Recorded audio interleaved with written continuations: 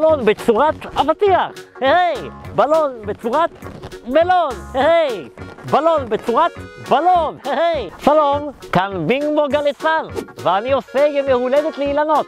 זו המומחיות שלי. מה הצרה במקצוע שלי? שלכל האילנות יש יום הולדת באותו יום, בראש השנה.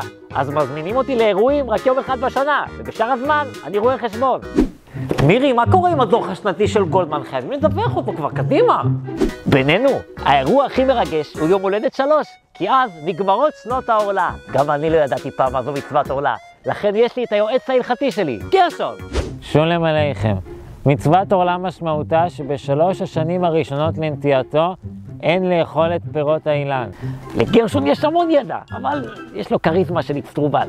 הרעיון של המצווה הוא להלל את השם בפירות הראשונים של העץ.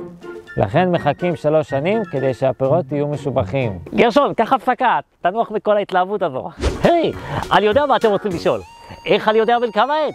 איך אני יודע מה לכתוב על העוגה? פעם הייתי חותך את העץ ובודק כמה טבעות יש בו.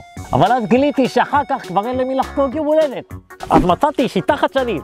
כשניגש אליי לקוח כדי להזמין אותי ליום הולדת של האילן שלו, אני קודם כל שואל, מתי שתלו אותו? את האילן, לא את הלקוח.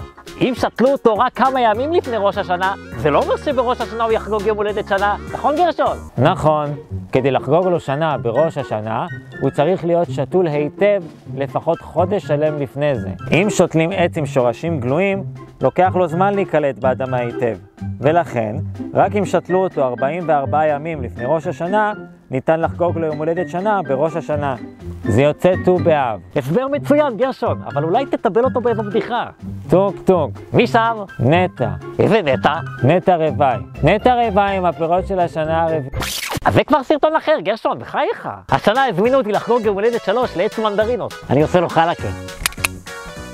יום הולדת 3 זה אירוע מרגש במיוחד, כי העץ מסיים את תקופת העורלה. בפעם הראשונה מרוב התרגשות באתי לאכול מהפירות של העץ, אבל אז גרשון אמר לי לא, חכה. נכון. חשוב להדגיש שלמרות שהעץ עצמו בן 3 כבר בראש השנה, הפירות שעליו עדיין נחשבים עורלה, כי הם קיבלו את כוחם מהשנה שעברה, שבה העץ עדיין היה עורלה. רק הפירות שהתחילו לגדול מט"ו בשבט לא יחשבו יותר עורלה. הבנת אילנצ'וק, לכן ט"ו בשבט נקרא ראש השנה לאילנות.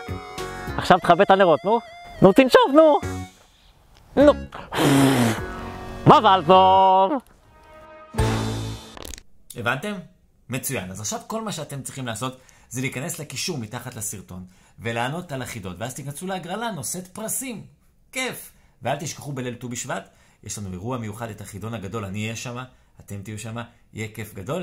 ואם אתם רוצים לראות עוד סרטונים, אתם יכולים להיכנס לערוץ היוטיוב ולעשות מנוי, ואז תראו עוד סרטונים. מדהים.